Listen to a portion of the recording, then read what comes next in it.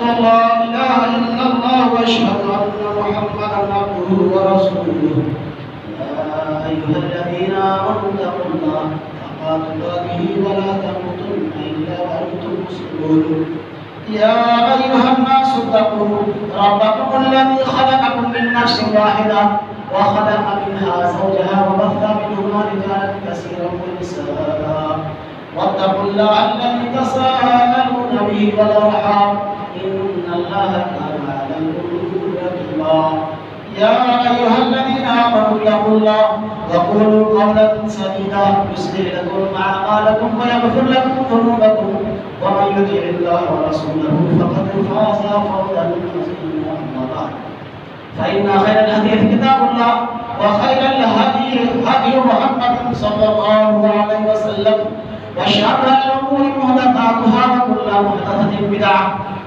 كل بدعة ضلالة في النار. أعوذ بالله من الشيطان الرجيم. بسم الله الرحمن الرحيم.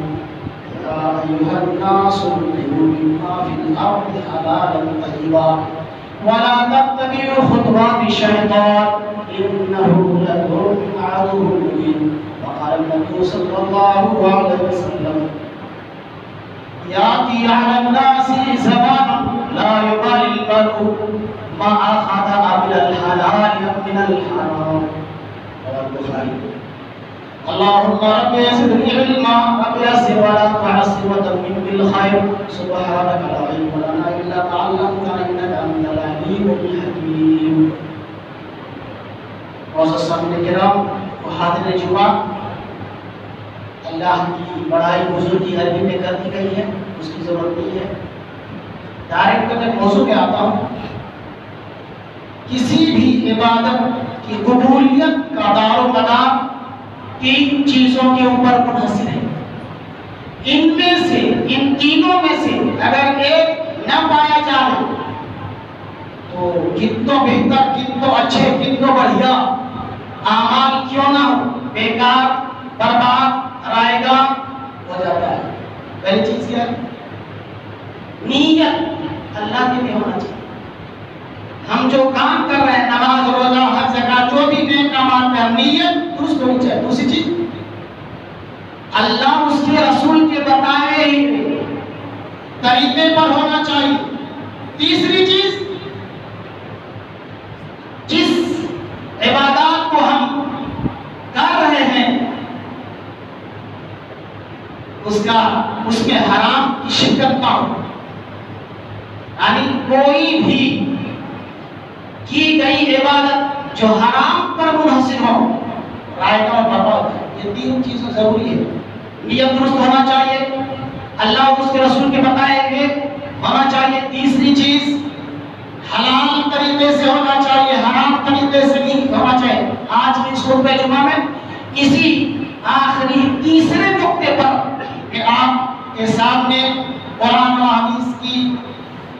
حدیث کو پیش کرنا چاہتا ہوں. اللہ سے دعا ہے کہ اللہ تعالی ہمیں قرآن و سنت کے مطابق بولنے اور پھر ہمیں اور پھر تمام سامعین کو عمل کی توفیق دے. آمین یا رب العالمین.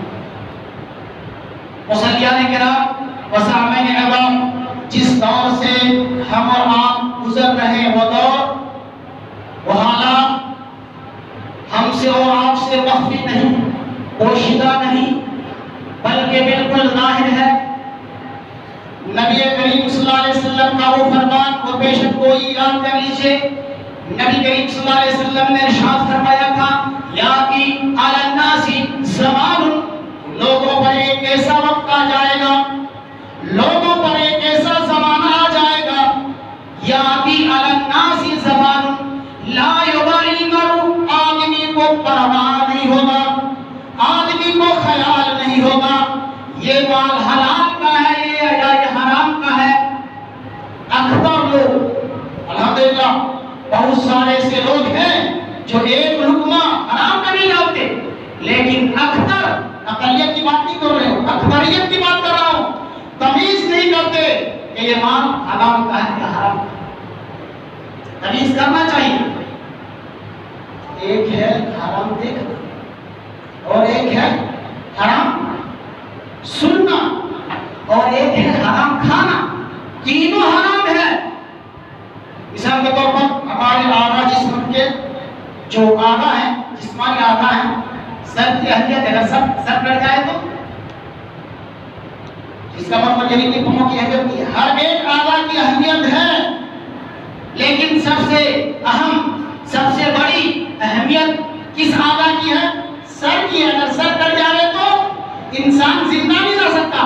اسی طرح حرام دیکھنا، حرام سننا، حرام کرنا یہ حرام ہے، لیکن حرام کھانا یہ سب سے بڑا حرام ہے۔ کیوں؟ اس لیے کہ جو حرام کھاتا ہے اس سے اس کا خون بنتا ہے، گوشت بنتا ہے، ہڈی بنتی ہے، اس کے خیالات، تفکرات، سوچ کے اندر تبدیل ہوتی ہے۔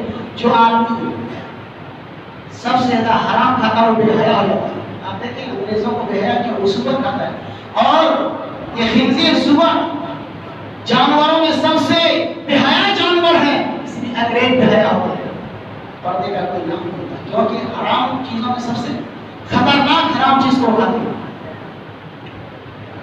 اگر آپ خیال نہیں کرتے، اکثریت حرام و حرام کا خیال نہیں کرتے، دور جاہلیت میں بھی اس بات کا خیال نہیں کرتے تھے۔ دلیل یہ حدیث پاک قرآن ابن عباس رضی اللہ تعالی عنہ قال کان اہل الجاہلیت یاکلون شیئا ویترکون شیئا تکبرا فبعث اللہ تعالی نبیہ صلی اللہ علیہ وسلم وانزل کتابہ وأحل حلاله وحرم حرامه فما أحل فهو حلال وما حرم فهو حرام وما سكت عنه فهو أفضل۔ رواه أبو داود في كتاب الأطعمة۔ اس حدیث کو امام ابو داؤد رحمۃ اللہ نے کتاب الأطعمة کے اندر ہے۔ ترجمہ کیا ہے؟ راوی حدیث حضرت ابن عباس ہے کہ زمانے جاہلیت میں لوگ حلال و حرام کی تمیز نہیں کرتے تھے۔ یاکلون اشیاء ویترکون اشیاء، بہت چیزوں کو کھاتے تھے اور بہت چیزوں کو نہیں کھاتے تھے، اپنے نفس کی بنیاد پر جس چیز سے گھن لگتی تھی وہ چیز نہیں کھاتے تھے، تکبرا گھن کی بنیاد پر وہ حلال و حرام کی تمیز نہیں کرتے تھے۔ اسی اثنا میں فبعث اللہ تعالی نبی صلی اللہ علیہ وسلم، اللہ رب العالمین کا کرم ہوا کہ اللہ رب العالمین نے نبی اکرم جناب محمد رسول اللہ صلی اللہ علیہ وسلم کو بھیجا، ساتھ کتاب بھی بھیجا۔ قرآن اور نبی کو الگ نہیں کیا جا سکتا۔ منکرین حدیث کہتے ہیں کہ ہم قرآن کو مانیں گے، حدیث کو نہیں مانیں گے، نہیں کر سکتے۔ اللہ نے اللہ نے رسول کو بھیجا، ساتھ ہی کتاب بھیجی۔ فما احل فہو حلال، جس چیز کو اللہ رب العالمین نے نبی کریم صلی اللہ علیہ وسلم کے ذریعے حلال کیا وہ حلال ہے۔ وما حرم، اور جس چیز کو اللہ رب العالمین نے نبی کریم صلی اللہ علیہ وسلم کے ذریعے حرام کیا وہ حرام ہے۔ اس حدیث سے یہ بات معلوم ہوئی کہ زمانے جاہلیت میں لوگ حلال و حرام کی تمیز نہیں کرتے تھے۔ یاکلون اشیاء ویترکون اشیاء تکبرا، گھن کی بنیاد پر، چاہت کی بنیاد پر، اپنے نفس کی بنیاد پر کسی چیز کو کھاتے تھے اور کسی چیز کو ترک کرتے تھے۔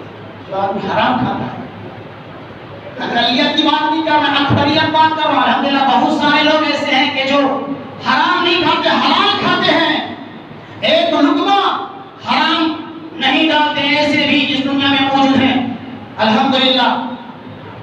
لیکن جو آدمی حلال اور حرام کے درمیان تمیز نہیں کرتا، ڈائریکٹ اس کا اثر کب پڑتا ہے؟ دل کو پڑتا ہے، اور جب دل ہی بگڑ جائے تو پورے اعضاء جسمانی بگڑ جاتا ہے۔ شاعر بولتا ہے بگڑتی ہے جس وقت ظالم کی نیت، بگڑتی ہے جس وقت ظالم کی نیت کہاں نہیں کام آتی دلیل و حجت۔ آپ دلیل و حجت کے انبار پیش کر دیں، ماننے والے نہیں، کیونکہ دل ہی بگڑ چکا ہے، جو اصل ہے وہ چیز خراب ہو گئی ہے، تو آپ دلیل کے انبار پیش کر دیں، ماننے والے نہیں۔ تو جو آدمی حلال و حرام کے درمیان تمیز نہیں کرتا، سب سے پہلا حملہ اس کے دل پر اور اس کے ایمان پر ہوتا ہے۔ ایمان کیا رہتا ہے؟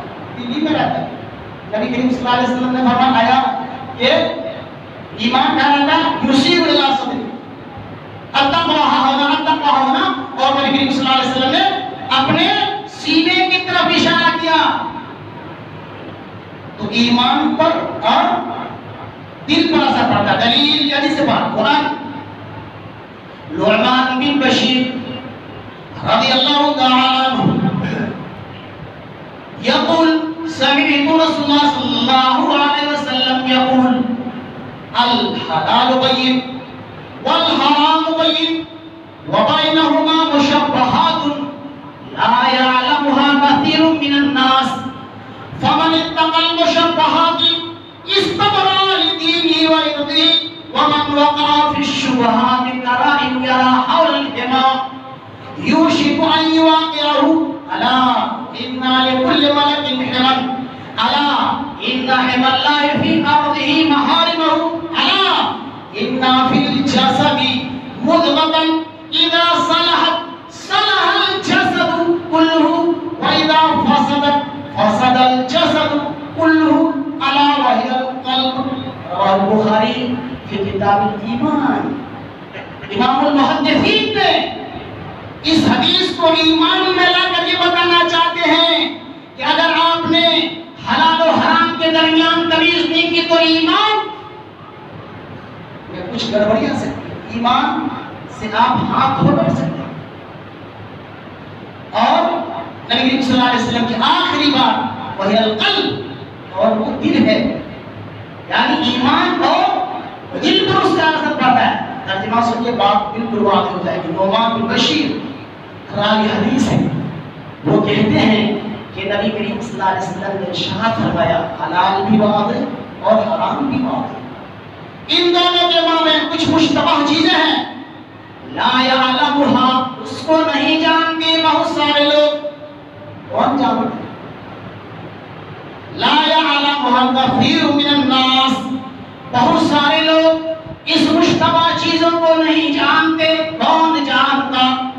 جنہوں نے کتاب و سنت کے لیے اپنی زندگی وقف کر دی.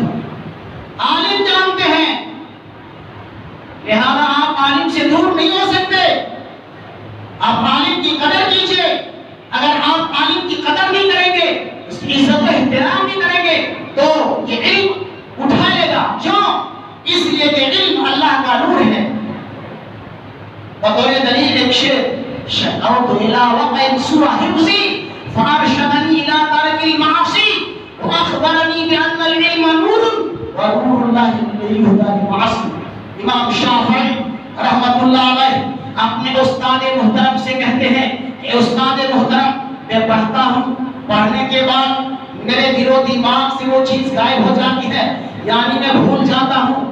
شکوت الی وقع، میں نے شکایت کی اپنے استاد محترم حیرت وقی رحمۃ اللہ علیہ سے کس بات کی؟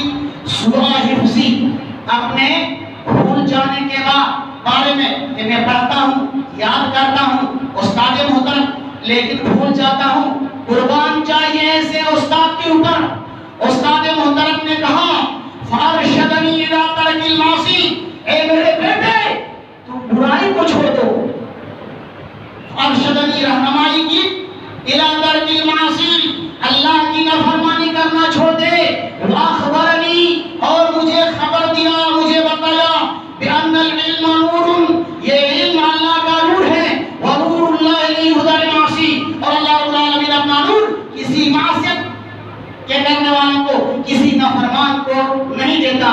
میرے بیٹے، اگر تم یاد کرنا چاہتے ہو، اپنے دل و دماغ میں قرآن و حدیث کو پیوست کرنا چاہتے ہو، ترک المعاصی، اللہ کے نافرمان کردہ چیزوں کو چھوڑ دو، اسے مت اپناؤ. تو لا یعلمها کثیر من الناس، بہت سارے لوگ نہیں جانتے، عالم جانتے، ان کی قدر کیجیے. اگر آپ قدر نہیں کریں گے تو اللہ رب العالمین اپنے نور کو علماء کرام کے ذریعے اٹھا لے گا. علموں کو ایسے نہیں اٹھائے گا بلکہ علماء کرام کو اٹھا لے گا. دلیل یہ حدیث پاک قرآن عبداللہ بن عمر رضی اللہ تعالی عنہ قال سمعت رسول اللہ صلی اللہ علیہ وسلم یقول ان اللہ لا يقبض العلم انتزاعا ينتزع من العباد ولكن يقبض العلم بقبض العلماء حتى اذا لم يبق عالما اتخذ الناس رؤوسا جهالا فسئلوا فافتوا بغير علم فضلوا اضلوا. اور بخاری کی کتاب العلم غالباً کتاب العلم کے اندر یہ حدیث ہے.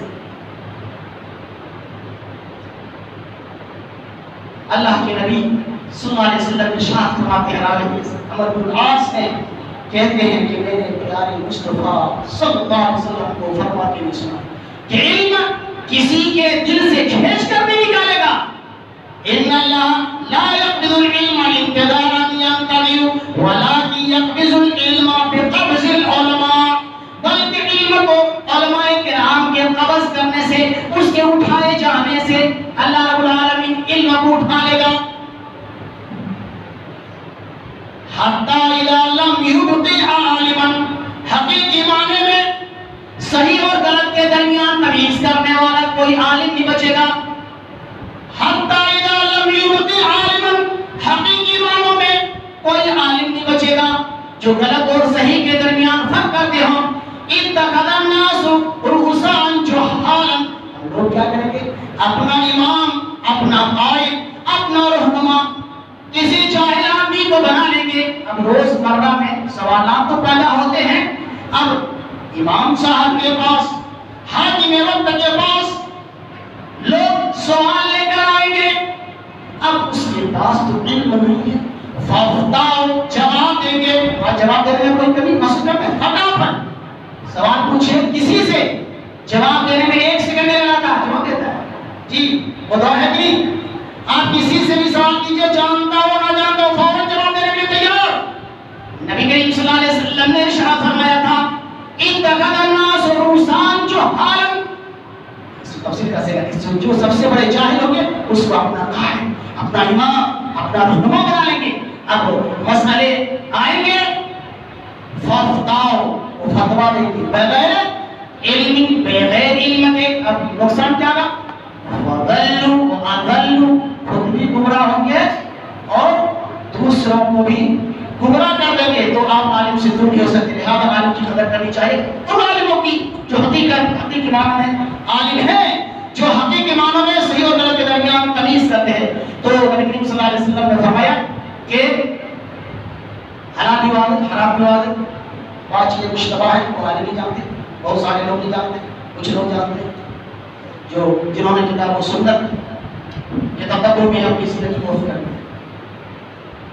اب جو آدمی بلا تحقیق کسی عالم کی بات کو بلا تحقیق اپنے نفس سے کوئی عالم بولتا ہے کہ یہ چیز حلال ہے اور یہ چیز حرام ہے اور قرآن و سنت میں نہیں ہے، یعنی بلا دلیل کوئی عالم، کوئی درویش، کوئی پنڈت اپنی خواہشات سے بولتا ہے، قرآن و سنت سے نہیں بولتا ہے بلکہ اپنی مرضی سے بولتا ہے، اور عوام اس کے چاہنے والے، اس کے ماننے والے، اس کی مقتدی کیا کہتے ہیں؟ آنکھ بند کر کے مان لیتے ہیں، آمنا صدقنا کہتے ہیں. کس کی باتوں کے اوپر؟ اس عالم کے بات کے اوپر. قرآن و سنت کی بات نہیں ہے بلکہ وہ عالم، وہ پنڈت، وہ درویش، وہ رہنما کوئی بات کہتا ہے حالانکہ وہ قرآن و سنت میں نہیں ہے، اس کو مان لیتا ہے. گویا اس جو آدمی ایسا کرتا ہے اس نے اس عالم کو، اس پنڈت کو، اس درویش کو رب بنایا.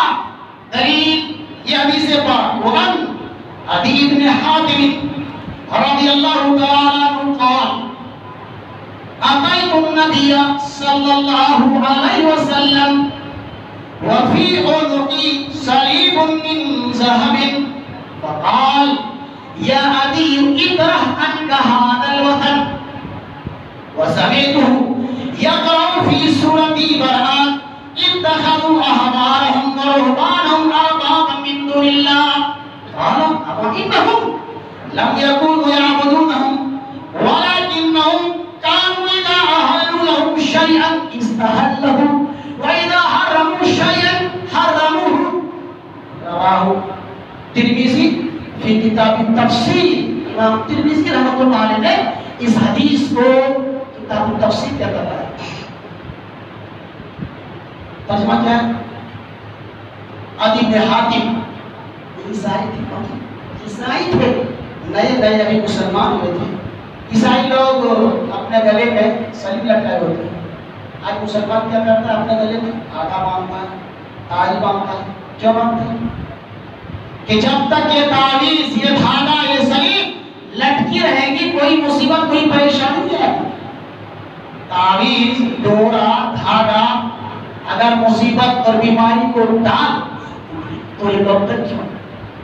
یہ تعویذ اور دھاگا، یہ دو لٹکانے والوں کو عبرت حاصل کرنی چاہیے. نبی کریم صلی اللہ علیہ وسلم نے اسے خود کہا، حدیث کے الفاظ ہیں، اطرحن کہا والوطن، اس خود کو نکال دو پھینک دو. ترجمہ پہلے سنیے، بات واضح ہو جائے گی. عدی بن حاتم رضی اللہ تعالیٰ عنہ ابھی نئے نئے مسلمان ہوئے تھے. نبی کریم صلی اللہ علیہ وسلم کے دربار رسالت میں حاضر ہوتا ہے، اس حال میں کہ اس کے گردن پر صلیب لٹکی ہوئی تھی. خود راوی حدیث عدی بن حاتم کا بیان ہے، اتیت النبی، میں پہنچا نبی کریم صلی اللہ علیہ وسلم کے پاس، وفی عنقی صلیب من ذہب، اور میرے گلے میں سونے کا صلیب تھا، لوہے کا نہیں، تانبے کا نہیں، سونے کا تھا صلیب. نبی کریم صلی اللہ علیہ وسلم کی جب نگاہ مبارک عدی بن حاتم کے گلے پر پڑتی ہے تو نبی کریم صلی اللہ علیہ وسلم نے فرمایا، اطرح عنکا ھذا الوطن، اے عدی بن حاتم اس بت کو نکال پھینک. کیا وہ بت تھا؟ صلیب تھی. کیوں کہا؟ جو عقیدہ اس سے تھا اس کے بارے میں کہا کہ ان کا عقیدہ یہ ہے کہ جب یہ صلیب جب تک لٹکی رہے گی کوئی مصیبت، کوئی پریشانی، کوئی وبا نہیں آ سکتی ہے. آج بھی عقیدہ مسلمانوں کا یہی ہے کہ تعویذ، یہ ڈور جب تک لٹکے رہے گی کوئی مصیبت، کوئی پریشانی نہیں آئے گی. نبی کریم صلی اللہ علیہ وسلم کا فرمان بالکل واضح ہے، من تعلق تمیمۃ فقد اشرک، جس نے تعویذ لٹکائی، دھاگا اور ڈور لٹکایا، اس نے شرک کیا. اور شرک کے بارے میں بیدان کے دول اللہ رب العالمین فرماتا ہے، ان اللہ لا یغفر ان یشرک بہ ویغفر ما دون ذلک لمن یشاء. اللہ شرک کے علاوہ جس گناہ کو چاہے معاف کر سکتا ہے، اللہ کے چاہنے کے اوپر منحصر ہے. تو کہا اس بت کو نکال کر پھینک. اس وقت نبی کریم صلی اللہ علیہ وسلم سورہ برات سورہ توبہ کی یہ آیت کریمہ تلاوت کرتے ہیں. کون سی آیت؟ اتخذ الناس رؤسا جهالا، اتخذ الناس اربابا من دون اللہ، اتخذوا، کہ لوگوں نے بنا لیا اپنے پنڈتوں کو، اپنے عالموں کو، اپنے درویشوں کو رب بنا لیا. اتخذوا احبار و رهبان من دون اللہ، اللہ کے علاوہ اللہ کو چھوڑ کر لوگ اپنے عالموں، اپنے درویشوں، اپنے پنڈتوں کو عالم بنا لیا، رب بنا لیا. جب عدی بن حاتم عربی جانتے تھے، ہمارے طرح تھے، وہ عربی والے تھے، کہا کہ نبی صلی اللہ علیہ وسلم کہہ رہے ہیں کہ بہت سارے لوگ اپنے عالموں کو، اپنے درویشوں کو، اپنے پنڈتوں کو رب بنا لیا. اللہ نبی صلی اللہ علیہ وسلم ایسا بولیے، آپ کیوں کہہ رہے ہیں؟ ہم رب نہیں بناتے. آپ کہہ رہے ہیں کہ بہت سارے لوگوں نے اپنے عالموں کو، اپنے پنڈتوں کو، اپنے درویشوں کو، اپنے رہنماؤں کو رب بنا لیا. کہا اما انہم لم یکونوا یعبدونہم، کیا وہ تمہارا عالم بغیر تحقیق کے اپنے نفس سے، قرآن و سنت سے نہیں بلکہ اپنے جی سے کسی چیز کو حلال کرتے ہو اور تم لوگ حرام سمجھ لیتے ہو؟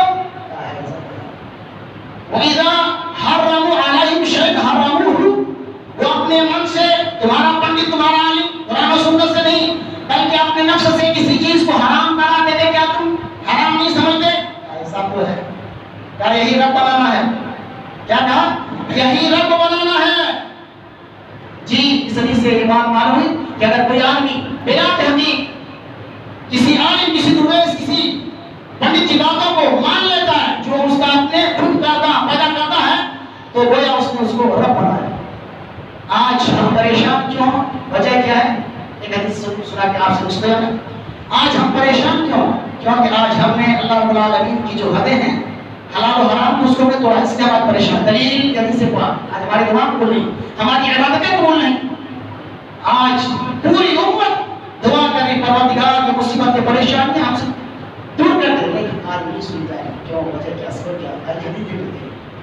اور ابن عباس رضی اللہ تعالی عنہ تلیت هذه الآیت عند رسول اللہ صلی اللہ علیہ وسلم یا ایھا الناس کلوا مما فی الارض حلالا طیبا فقام سعد بن ابی وقاص رضی اللہ تعالی عنہ فقال یا رسول اللہ ادعو اللہ ان یجعلنی مستجاب الدعوات فقال النبی صلی اللہ علیہ وسلم یا سعد اطب من امرک تكن مستجاب الدعوات والذي نفس محمد بيده إن العبد لا يقذف اللقمة الحرام في جوفه ما يتقبل منه عمل 40 يوما وأيما نبت لحمه من سحت فالنار أولى به رواه الطبراني في الوجه الأوسط.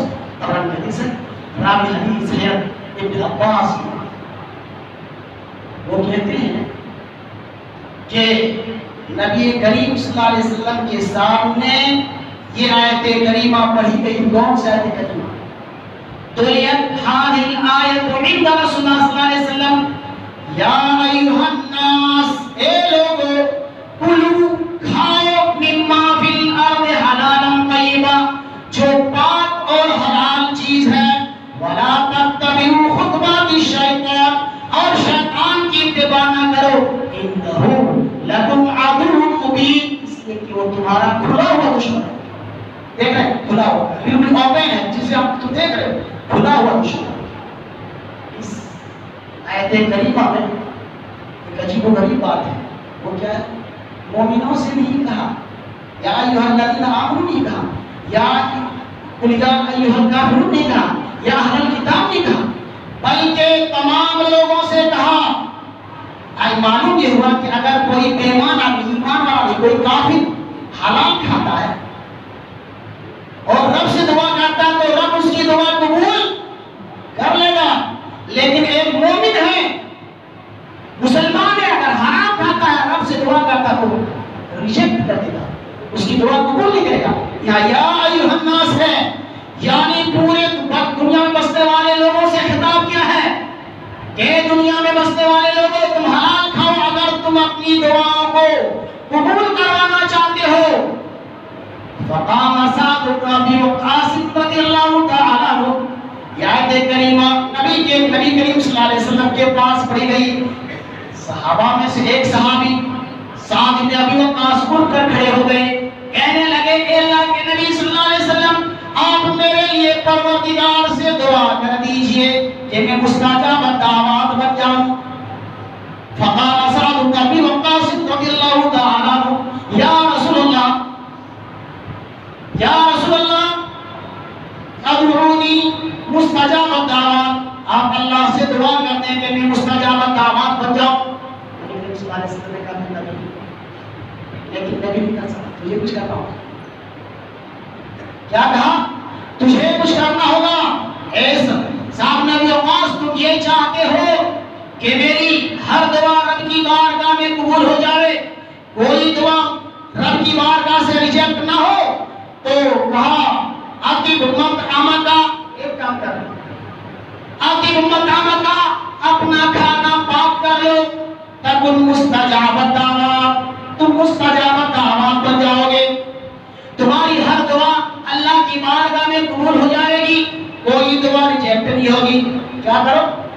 اپنا کھانا پاک کرو. اطیب مت آمدہ اپنا کھانا پاک کرو تکن مستجاب الدعوات. اگر تم مستجاب الدعوات بننا چاہتے ہو تمہاری یہ خواہش ہے کہ میری ہر دعا رب کی بارگاہ میں قبول ہو تو تم اپنا کھانا پاک کرو. اس کے بعد نبی کریم صلی اللہ علیہ وسلم نے جو باتیں کہی دل کو للچا دینے والی دل کو جھنجھوڑ دینے والی ہے حرام کی قباحت کو اجاگر کرتے ہوئے نبی کریم صلی اللہ علیہ وسلم نے ارشاد فرمایا ان الارض لا يقذف اللقمة الحرام في جوفه ما يتقبل منه عمل 40 يوما. کہ اگر کوئی بندہ مومن ایک لقمہ حرام کھاتا ہے پیٹ بھر کے نہیں ان العبد لا يقذف اللقمة الحرام في جوفه اپنے پیٹ میں ایک لقمہ حرام کا ڈالتا ہے لم يتقبل منه عمل 40 يوما 40 دن تک کوئی عبادت رب کی بارگاہ میں قبول نہیں کوئی دعا کوئی حج کوئی روزہ قبول نہیں. ایک لقمہ کھانے کا کتنا بڑا جرم ہے، حرام کھانا، ایک لقمہ کھانے کی وجہ سے 40 دن تک اس کی نماز، روزہ، حج، زکات کچھ نہیں۔ اس کے بعد نبی صلی اللہ علیہ وسلم نے فرمایا کہ مناسب ہے، لائق ہے کہ جو جس حرام کے ذریعے پلا ہو وہ آگ میں جائے۔ تو ضرورت اس بات کی ہے کہ اللہ رب العالمین کی جو حدیں ہیں حلال و حرام کے درمیان اس کو کب توڑیے۔ اگر آپ نے حلال و حرام کی حدوں کو توڑ دیا، حرام اختیار کر لیا اور حلال کو چھوڑ دیا تو آپ کی عبادت قبول نہیں ہو سکتی۔ میرا فرمان نہیں، رب کا فرمان ہے، نبی آخر الزمان کا فرمان ہے۔ نبی کریم صلی اللہ علیہ وسلم نے فرمایا کہ اگر کوئی آدمی کسی کپڑے میں نماز پڑھتا ہو، کپڑے حرام طریقے سے خریدا دیا ہو تو اس کی عبادت قبول نہیں۔ من اشترى ثوبا بعشرة دراهم وفيه درهم حرام لم يتقبل الله عز وجل له صلاة عليه۔ ایک بندہ مومن نے ایک کپڑا خریدا جس کی قیمت کتنی ہے؟ 10 روپے ہے، 1 روپیہ حرام کا ہے۔ من اشترى ثوبا بعشرة دراهم وفيه درهم حرام، 10 روپے قیمت ہے، 9 روپیہ حلال کا ہے، 1 روپیہ حرام کا ہے۔ لم يتقبل الله عز وجل له صلاة عليه، جب تک وہ کپڑا اس کے جسم پر رہے گا، جتنی نماز پڑھتے رہے گے وہ نماز قبول نہیں۔ اللہ سے دعا ہے کہ اللہ تعالیٰ ہم تمام کو حلال اپنانے کی توفیق دے، حرام سے بچائے۔ پروردگار کبھی کسی قسم کی کوتاہی غلطی ہو جائے، پروردگار تو اسے معاف فرما۔ پروردگار ہمارے گناہوں کو، ہمارے جرموں کو، ہمارے پاپوں کو پروردگار معاف فرما۔ پروردگار جو ہمیں بیمار ہیں ان کو شفا کاملہ عاجلہ مستقرہ عطا فرما۔ پروردگار جو اس دنیا سے جا چکے ہیں ان کی مغفرت فرما۔ پروردگار ان کے قبروں کو نور سے بھر دے۔ پروردگار جو قرض میں پھنسے ہوئے ہیں، کسی ایسی مصیبتوں میں پھنسے ہوئے ہیں، اپنی زبان سے نہیں کہہ سکتا، پروردگار اس کے دل کی حالت کو تو جانتا ہے۔ پروردگار اس کے دل کی راز کو، دل کی حالت کو سنے۔ پروردگار ہم تمام کو ایک اور نیک بنائے، جب تک اس دنیا میں قائم رکھے، ایمان اسلام رکھے، جب بھی جہاں پر خاتمہ ایمان اسلام کو